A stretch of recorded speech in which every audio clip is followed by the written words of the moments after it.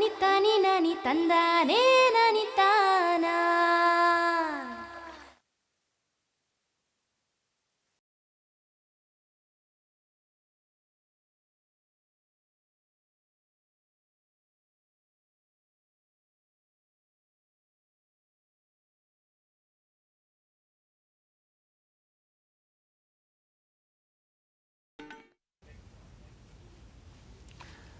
ರೈತ ಬಾಂಧವರಿಗೆ ನಮಸ್ಕಾರ. ಈ ದಿನ ಬುಧವಾರ. ಇಂದಿನ ಕೃಷಿ ದರ್ಶನದಲ್ಲಿ ಮೊದಲಿಗೆ ನೇರ ಫೋನಿನ್ ಕಾರ್ಯಕ್ರಮ, ಆನಂತರ ಕೃಷಿ ವಾರ್ತೆ ಪ್ರಸಾರವಾಗಲಿದೆ. ಮೊದಲಿಗೆ ತಮ್ಮೆಲ್ಲರಿಗೆ ಈ ನೇರ ಫೋನಿನ್ ಕಾರ್ಯಕ್ರಮಕ್ಕೆ ಆತ್ಮೀಯ ಸ್ವಾಗತ. ಕೃಷಿಗೆ ಮೂಲಾಧಾರ ನೀರು. ಈ ನೀರನ್ನು ನಮ್ಮ ಕೃಷಿಕರು ಬೇರೆ ಬೇರೆ ಮೂಲಗಳಿಂದ ಪಡೆದು ಕೃಷಿ ಮಾಡ್ತಾ ಇದ್ದಾರೆ. ಇವುಗಳಲ್ಲಿ ಕೊಳವೆ ಬಾವಿ ಪ್ರಾಯಶಃ ಒಂದು ಪ್ರಮುಖ ನೀರಿನ ಮೂಲ ಅಂತ ಹೇಳಿದರೆ ತಪ್ಪಾಗಲಿಕ್ಕಿಲ್ಲ. ಒಂದು ಅಂದಾಜಿನ ಪ್ರಕಾರ ನಮ್ಮ ರಾಜ್ಯದಲ್ಲಿ ಪ್ರಸ್ತುತ 5 ಲಕ್ಷ ಕೊಳವೆ ಬಾವಿಗಳಿದ್ದು, ಈ ನೀರಿನ ಬಳಕೆಯಿಂದಲೇ 9 ಲಕ್ಷ ಹೆಕ್ಟೇರ್ ಪ್ರದೇಶದಲ್ಲಿ ವಿವಿಧ ಬೆಳೆಗಳನ್ನು ಬೆಳೆಯಲಾಗ್ತಾ ಇದೆ. ಆದಾಗ್ಯೂ ಈ ಕೊಳವೆ ಬಾವಿಗಳ ನಿರ್ವಹಣೆಗೆ ಸಂಬಂಧಿಸಿದಂತೆ ನಮ್ಮ ಕೃಷಿಕರಲ್ಲಿ ಇನ್ನೂ ಸಹ ಹಲವು ಗೊಂದಲಗಳಿವೆ. ಅದರಲ್ಲೂ ಈ ನೀರಿನ ಸಂಗ್ರಹಣಾ ವಿಧಾನ ಯಾವ ರೀತಿ ಇದೆ, ನೀರಿನ ಲಭ್ಯತೆ, ನೀರನ್ನು ಅಳತೆ ಮಾಡುವುದು ಯಾವ ರೀತಿ, ಅಂತರ್ಜಲವನ್ನು ಮರುಪೂರಣ ಮಾಡುವಂತಹ ವಿಧಾನಗಳು ಯಾವುವು, ನೀರಿನ ಮಿತ ಬಳಕೆಗೆ ಸೂಕ್ತ ವಿಧಾನಗಳು, ಬೆಳೆ ಪದ್ಧತಿ, ಕೊಳವೆ ಬಾವಿಗಳಲ್ಲಿ ಸಣ್ಣ ಪುಟ್ಟ ತಾಂತ್ರಿಕ ನ್ಯೂನತೆಗಳು ಮುಂತಾದ ಹಲವು ಸಮಸ್ಯೆಗಳು ಬಂದಿದ್ದೇ ಆದಲ್ಲಿ ನಮ್ಮ ಕೃಷಿಕರು ಯಾವ ರೀತಿ ನಿವಾರಣೆ ಮಾಡಿಕೊಳ್ಬೇಕು ಎನ್ನುವ ಹಲವು ಪ್ರಶ್ನೆಗಳು ನಮ್ಮ ಕೃಷಿಕರ ಮುಂದೆ ಬಂದು ನಿಲ್ಲುತ್ತವೆ. ಈ ಒಂದು ನಿಟ್ಟಿನಲ್ಲಿ ಈ ಒಂದು ಕೊಳವೆ ಬಾವಿಗಳ ನಿರ್ವಹಣೆಯ ಕುರಿತಾಗಿ ಹೆಚ್ಚಿನ ಮಾಹಿತಿಯನ್ನು ತಮ್ಮೊಟ್ಟಿಗೆ ಹಂಚಿಕೊಳ್ಳಿಕ್ಕೆ ಬೆಂಗಳೂರು ಕೃಷಿ ವಿಶ್ವವಿದ್ಯಾನಿಲಯದ ಬೇಸಾಯ ಶಾಸ್ತ್ರ ವಿಭಾಗದಲ್ಲಿ ಪ್ರಾಧ್ಯಾಪಕರಾಗಿ ಕೆಲಸ ಮಾಡ್ತಾ ಇರ್ತಕ್ಕಂತಹ ಡಾಕ್ಟರ್ ಮುಕುಂದ್ ಜೋಶಿ ಅವರು ಈ ದಿನ ನಮ್ಮೊಟ್ಟಿಗಿದ್ದಾರೆ. ರೈತ ಬಾಂಧವರೇ, ತಾವು ಮುಕುಂದ್ ಜೋಶಿ ಅವರ ಜೊತೆ ನೇರವಾಗಿ ದೂರವಾಣಿಯಲ್ಲಿ ಮಾತನಾಡಲಿಕ್ಕೆ ಬಳಸಬೇಕಾದಂತಹ ದೂರವಾಣಿ ಸಂಖ್ಯೆ 080 2354 2599 2354 2699. ರೈತ ಬಾಂಧವರೇ, ತಮ್ಮ ಪ್ರಶ್ನೆ ನೇರವಾಗಿರಲಿ, ಸಂಕ್ಷಿಪ್ತವಾಗಿರಲಿ. ಈ ಒಂದು ದಿನದ ವಿಷಯ ಅಂತ ಹೇಳಿದರೆ ಈ ಕೊಳವೆ ಬಾವಿಗಳ ನಿರ್ವಹಣೆಗೆ ಸಂಬಂಧಿಸಿರಲಿ. ಈ ಕಾರ್ಯಕ್ರಮಕ್ಕೆ ಆಗಮಿಸಿರತಕ್ಕಂತಹ ಡಾಕ್ಟರ್ ಮುಕುಂದ್ ಜೋಶಿ ಅವರಿಗೆ ಎಲ್ಲ ರೈತ ಬಾಂಧವರ ವತಿಯಿಂದ ಕಾರ್ಯಕ್ರಮಕ್ಕೆ ಆತ್ಮೀಯ ಸ್ವಾಗತ. ನಮಸ್ಕಾರ. ಮುಕುಂದ್ ಜೋಶಿ ಅವರಿಗೆ ಪ್ರಾಯಶಃ ಮೊದಲನೇ ಪ್ರಶ್ನೆ ಏನು ಅಂತ ಹೇಳಿದರೆ, ಈ ಕೊಳವೆ ಬಾವಿ ಹೊಂದಿರತಕ್ಕಂತಹ ಕೃಷಿಕರು ಸಾಮಾನ್ಯವಾಗಿ ಎದುರಿಸ್ತಕ್ಕಂತಹ ಪ್ರಮುಖ ಸಮಸ್ಯೆಗಳು ಯಾವುವು ಅಂತೇಳಿ. ನಮ್ಮ ರೈತರು ಫೇಸ್ ಮಾಡುವಂಥ ಸಮಸ್ಯೆಗಳಲ್ಲಿ ಮುಖ್ಯವಾದದ್ದು ಕೊಳವೆ ಬಾವಿನಲ್ಲಿ ನೀರು ಕಡಿಮೆ ಆಗೋದು.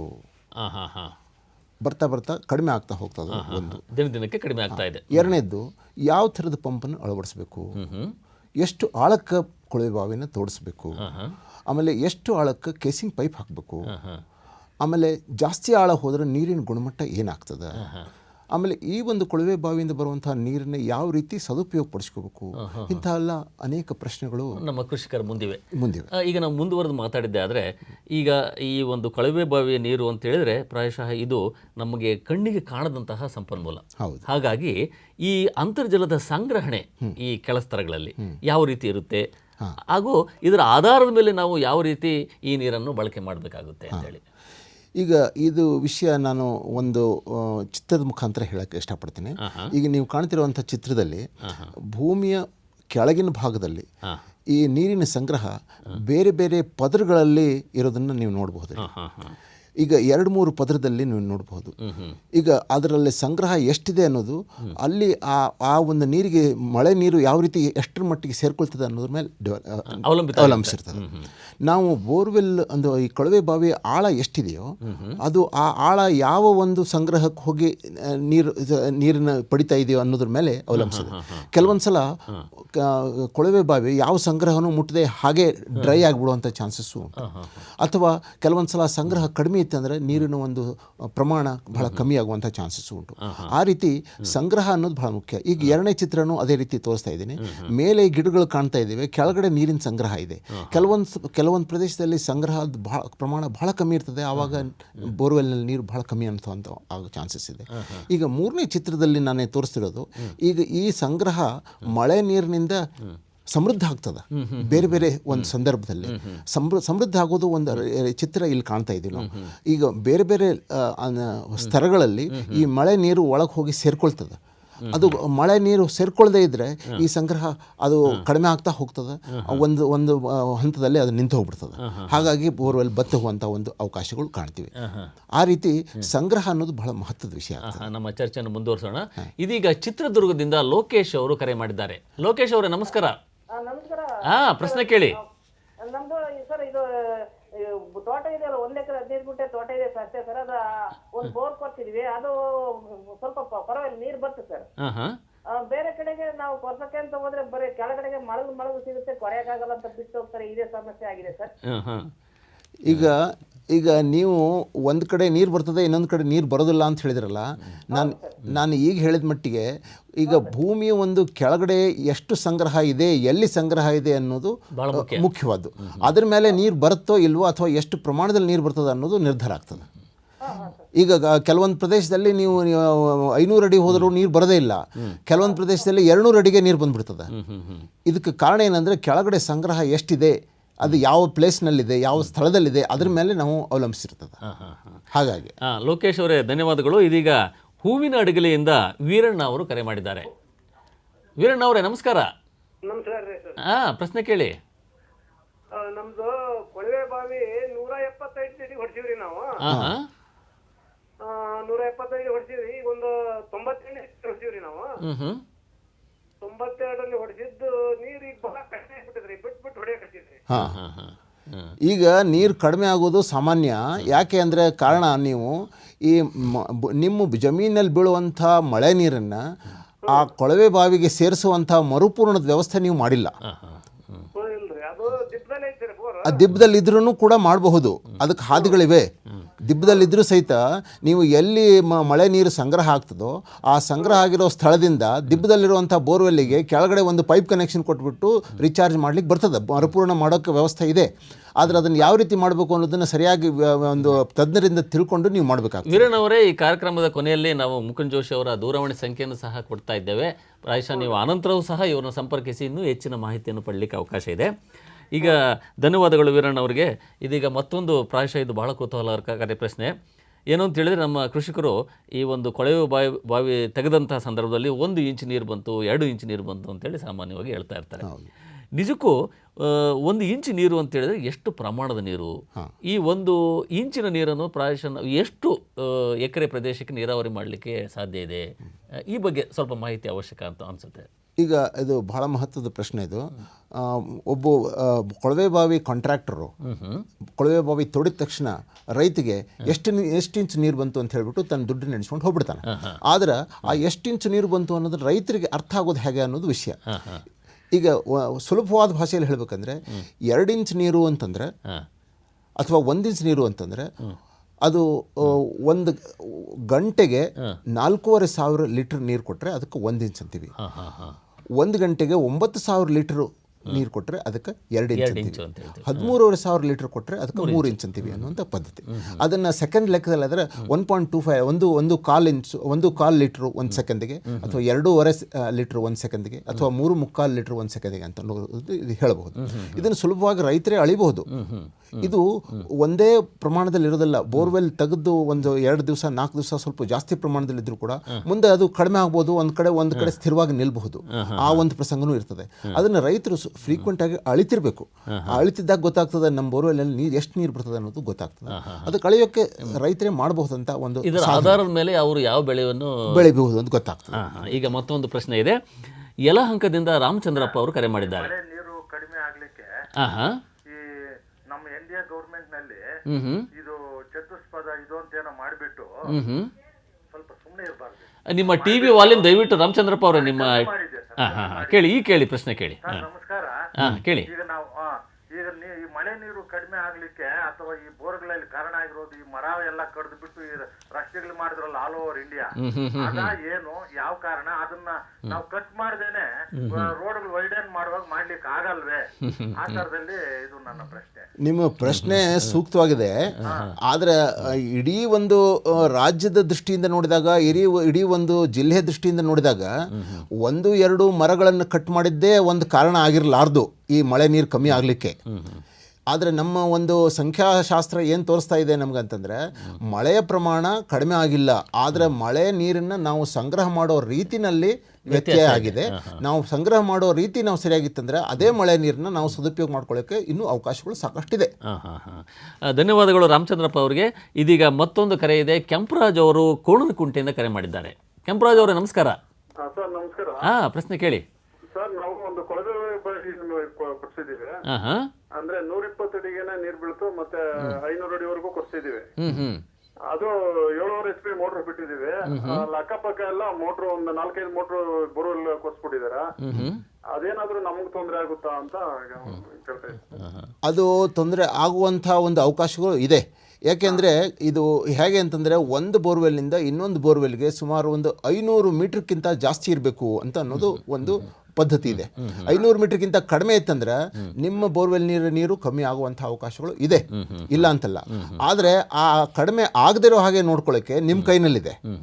ಈಗ ನಿಮ್ಮ ಜಮೀನಿನಲ್ಲಿ ಬೀಳುವಂಥ ಮಳೆ ನೀರನ್ನು ಆ ಬೋರ್ವೆಲ್ಗೆ ಮರುಪೂರ್ಣ ಮಾಡೋಕ್ಕೆ ನೀವು ಒಂದು ಸಾಧನ ಮಾಡಿಕೊಂಡು, ಅದಕ್ಕೊಂದು ಪದ್ಧತಿ ಇದೆ. ಆ ಪದ್ಧತಿ ಪ್ರಕಾರ ನೀವು ಮರುಪೂರ್ಣ ಮಾಡಿಕೊಂಡ್ರೆ ನೀವು ನಿಮ್ಮ ಬೋರ್ವೆಲ್ ನೀರನ್ನ ಅಷ್ಟೇ ಕಾಪಾಡ್ಕೋಬಹುದು.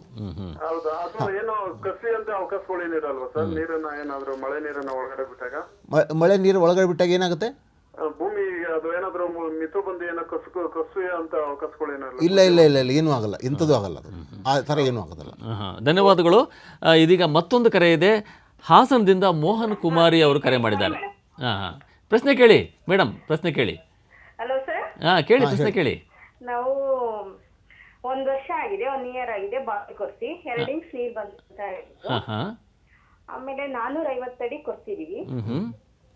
450 ಅಡಿ ಕೊರ್ಸಿದ್ರೆ ಅದು ಇವಾಗ ಕಮ್ಮಿ ಬರ್ತಿದೆ, ಒಂದ್ ಸ್ವಲ್ಪ ಗ್ಯಾಪ್ ಹೊಡಿತಿದೆ.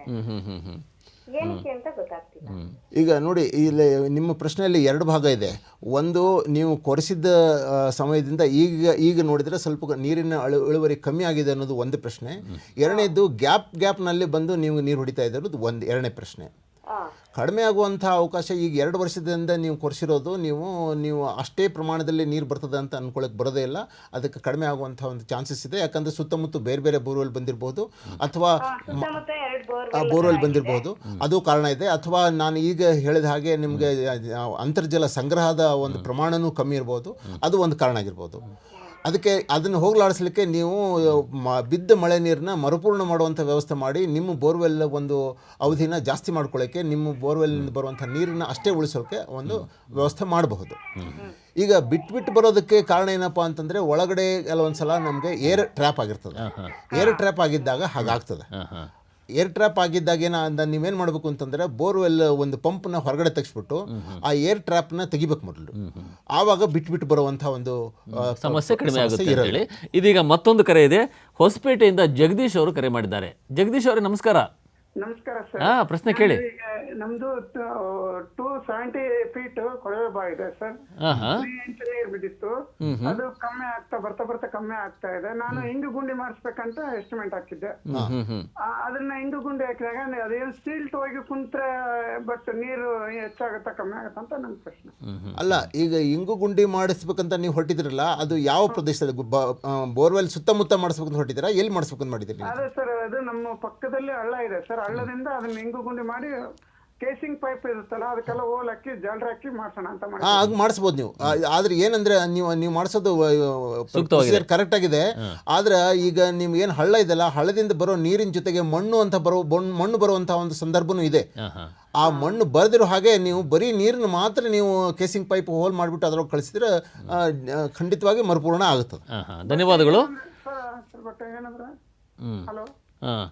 ಬಟ್ ಅದು ಕೇಸಿಂಗ್ ಪೈಪ್ ತೂತ್ ಮಾಡಿದಾಗ ಒಳಗಡೆ ಅದು ಬಿಂಚ್ ಹಾಕಿ ನಾನು ಎಲ್ಲ ಮಾಡ್ಬೇಕಂತ ಇದೀನಿ ಸರ್. ಉಸುಗು ಬಿಂಚ್ ಅದನ್ನೆಲ್ಲ ಹಾಕಿ ಮಾಡೋಣ ಅಂತ. ಹೌದು, ನೀವು ಈಗ ಕೇಸಿಂಗ್ ಪೈಪು ಸರಿಯಾದ ಒಂದು ರೀತಿನಲ್ಲಿ ಕೊರೆದ್ರೆ ಅದಕ್ಕೆ ಇಷ್ಟು ಕಡಿಮೆ ಅಂದರೂ 5 mm ಒಂದು ಹೋಲ್ಸ್ ಇರಬೇಕು. ಒಂದು ಹೋಲಿಂದ ಇನ್ನೊಂದು ಹೋಲಿಗೆ ನಿಮಗೆ 10ರಿಂದ 15 ಸೆಂಟಿಮೀಟರ್ ದೂರ ಇರಬೇಕು. ಆಮೇಲೆ ಒಂದು 70-80 ನಿಮಗೆ ಹೋಲ್ಸ್ ತೆಗಿಬೇಕಾಗ್ತದೆ. ಇದೆಲ್ಲ ನೀವು ಮಾಡಿಬಿಟ್ಟು ಅದಕ್ಕೆ ಸರಿಯಾಗಿ ಸುತ್ತೋದು ನೈಲಾನ್ ಮೆಶ್ ಹಾಕಿ ಅದನ್ನೆಲ್ಲ ಸುತ್ತಿದ್ರೆ ಏನೂ ಆಗಲ್ಲ ಸಮಸ್ಯೆ. ತಾವು ಚಿತ್ರದಲ್ಲಿ ತಾವು ಗಮನಿಸಿರ್ಬೋದು ಈಗ. ಧನ್ಯವಾದಗಳು. ಈಗ ಮುಕುಂದ್ ಜೋಶಿ ಅವರೇ, ಪ್ರಾಯಶಃ ಭಾಳಷ್ಟು ಪ್ರಶ್ನೆಗಳು ಇದೇ ರೀತಿ ಬರ್ತಾ ಇವೆ. ಈಗ ನಾವು ಮರುಪೂರ್ಣಕ್ಕೆ ಬಂದಿದ್ದೆ. ಆದರೆ ಈ ಅಂತರ್ಜಲವನ್ನು ಮರುಪೂರ್ಣ ಮಾಡಲಿಕ್ಕೆ ಬೇರೆ ಬೇರೆ ಯಾವ ವಿಧಾನಗಳು ಹೆಚ್ಚು ಸೂಕ್ತ? ಈಗ 2-3 ಥರದ ವಿಧಾನಗಳನ್ನ ಹೇಳ್ಬೋದು. ಒಂದು ಮುಖ್ಯವಾಗಿ ನಾವು ತಿಳ್ಕೊಬೇಕಾದ್ರೆ, ಈ ಒಂದು ಕೊಳವೆ ಬಾವಿ ಸುತ್ತಮುತ್ತ ಒಂದು ಆಳವಾದ ಈ ಥರ ನಾವು ಒಂದು ಬಾವಿ ಥರ ತೋಡ್ಬೇಕಾಗ್ತದೆ. ಆ ತೋಡ್ಬಿಟ್ಟು ಅದ್ರ ಒಳಗಡೆ ಇರುವಂಥ ಮೇಲಿರುವಂಥ ಒಂದು ಕೇಸಿಂಗ್ ಪೈಪನ್ನ ಹೊರಗೆ ತೆಗೆದು ಅದ್ರ ಅಡಿಗೆ ಒಂದು 4 ಅಡಿಗೆ ನಾವು ಒಂದು 70ರಿಂದ 80 ಹೋಲ್ಸ್ ಹಾಕ್ಬೇಕಾಗ್ತದೆ. ಒಂದು ತೂತ್ ಹಾಕ್ಬೇಕಾಗ್ತದೆ. ಒಂದೊಂದು ಹೋಲ್ಗೆ ಸೈಜ್ ಒಂದು ಸಾಧಾರಣ 5 mm ಹೋಲ್ಸ್ ಇರಬೇಕು. ಆ ತೂತ್ ಹಾಕಿದ್ಮೇಲೆ ಅದರ ಸುತ್ತಮುತ್ತ ಒಂದು ನೈಲಾನ್ ಮೆಶ್ನ ಸರಿಯಾಗಿ ಕಟ್ಟಬೇಕು. ಆ ಕಟ್ಟಾದ್ಮೇಲೆ ತಿರ್ಗಾ ನೀವು ಕೇಸಿಂಗ್ ಪೈಪ್ ಅದರಲ್ಲಿ ಕೂಡಿಸ್ಬೇಕು. ಆಮೇಲೆ ಅವೇನು ತೋಡಿರ್ತೀರಲ್ಲ ಆ ಜಾಗನ ಸರಿಯಾದ ರೀತಿಯಲ್ಲಿ ಒಂದು ಕ್ರಮ ಇದೆ. ಆ ಕ್ರಮದಲ್ಲಿ ನಾವು ಒಂದೊಂದು ಬೇರೆ ಬೇರೆ ಸ್ತರದಲ್ಲಿ ಬೇರೆ ಬೇರೆ ಮೆಟೀರಿಯಲ್ಸ್ ಯೂಸ್ ಮಾಡಿಕೊಂಡು ತುಂಬಿಸ್ಬೇಕು. ಈಗ ಚಿತ್ರದಲ್ಲಿ ನೋಡ್ತಿರೋ ಹಾಗೆ ಕೆಳಗಡೆ ದೊಡ್ಡ ದೊಡ್ಡ ಬೌಲ್ಡರ್ಸ್ ಇದೆ, ಆಮೇಲೆ ಒಂದು ಇಜ್ಜಲ್ ಲೇಯರ್ ಇದೆ, ಆಮೇಲೆ ಸಣ್ಣ ಬೌಲ್ಡರ್ಸ್ ಇದೆ, ಆಮೇಲೆ ದೊಡ್ಡ ಮರಳಿದೆ, ಆಮೇಲೆ ಸಣ್ಣ ಮರಳಿದೆ. ಈ ಥರ ಬೇರೆ ಬೇರೆ ಲೇಯರ್ಸ್ ತುಂಬಿಕೊಂಡು ಕೊನೆಗೆ ಮೇಲೆ ಉಳಿತದಲ್ಲ ಅಲ್ಲಿ ಒಂದು 2 ಅಡಿಯಷ್ಟು ನಾವು ಒಂದು ಕಟ್ಟಡ ರೀತಿ ಕಟ್ಟಿಬಿಟ್ಟು ಆ ನೀರಿನ ಸಂಗ್ರಹ ಆಗುವಾಗ ನೋಡ್ಕೋಬೇಕು. ಆ ನೀರೆಲ್ಲ ಅದರೊಳಗೆ ಇಳಿತದೆ. ಇದು ಒಂದು ರೀತಿ ಮಾಡುವಂಥ ಪದ್ಧತಿ. ಕೊನೆಯದಾಗಿ ಈಗಾಗಲೇ ನಮ್ಮ ಸಮಯಾವಕಾಶ ಕಡಿಮೆ ಮುಕ್ತಾಯ ಆಗ್ತಾ ಬಂದಿದೆ. ಈಗ ಒಂದು ಕೊನೆಯ ಪ್ರಶ್ನೆ, ಒಂದೇ ಮಾತಿನಲ್ಲಿ ಈ ನಮ್ಮ ನೀರಿನ ಸದ್ಬಳಕೆ, ಬೆಳೆ ವಿಧಾನ ಆಗಿರ್ಬೋದು ಅಥವಾ ನೀರಾವರಿ ವಿಧಾನಗಳು ಯಾವ ರೀತಿ ಮಾಡಲಿಕ್ಕೆ ಅವಕಾಶ ಇದೆ? ಈಗ ಬೋರ್ವೆಲ್ನಲ್ಲಿ ನೀರು ತಗೊಳ್ಳುವಂಥ ರೈತರು ಯಾವ ಕಾರಣಕ್ಕೂ ಹೆಚ್ಚಿಗೆ ನೀರು ಬಯಸುವಂಥ ಭತ್ತನ ಬೆಳಿಬಾರ್ದು. ಇದು ಮೊದಲನೇ ಸಂದೇಶ. ಕಡಿಮೆ ನೀರು ಬಯಸುವಂಥ ಬೇರೆ ಬೇರೆ ಬೆಳೆಗಳಿವೆ, ಅವನ್ನು ಉಪಯೋಗ ಮಾಡಬೇಕು. ಎರಡನೇದ್ದೇನಂತಂದರೆ, ಕಡ್ಡಾಯವಾಗಿ ಬೋರ್ವೆಲ್ ರೈತರು ಹನಿ ನೀರಾವರಿಯನ್ನು ಅಳವಡಿಸಬೇಕು.